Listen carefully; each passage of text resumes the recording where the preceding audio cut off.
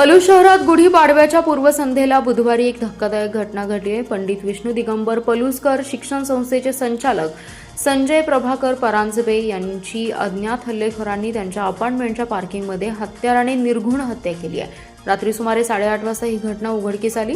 मारुती मंदिराजवळ परांजपे यांचा जुना वाडा असून त्याला लागून गजानन सदन हे अपार्टमेंट आहे। सायंकाळी 5:30 वाजता ते श्री धोंडीराज महाराज मंदिरात दर्शनासाठी जात असल्याचं सांगून घरातून बाहेर पडले होते। दर्शन करून परतल्यानंतर त्यांनी अपार्टमेंटच्या पार्किंगमध्ये मोटारसायकल उभी केली। मात्र बराच वेळ होऊनही ते घरी न आल्याने कुटुंबियांनी त्यांच्याशी संपर्क साधण्याचा प्रयत्न केला, परंतु प्रतिसाद मिळाला नाही। दरम्यान मुलगा मंदार परांजपे याला पार्किंगमध्ये रक्ताचा सडा दिसल्याने संशय आला।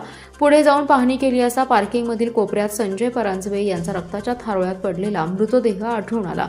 या घटनेने कुटुंबियांसह परिसरात खळबळ उडाली। माहिती मिळताच पोलिसांनी घटनास्थळी धाव घेऊन पंचनामा केलाय। मृतदेह उत्तरीय तपासणीसाठी सांगली ग्रामीण रुग्णालयात पाठवण्यात आला। परांजपे हे संस्थेचे अध्यक्ष उदय परांजपे यांचे धाकटे बंधू असून शांत, संयमी आणि मितभाषी स्वभावामुळे त्यांची ओळख होती। साधी राहणी, हसतमुख स्वभाव आणि कधीही कोणाशी भांडण किंवा तंटा नसलेले व्यक्तिमत्व म्हणून ते ओळखले जात होते।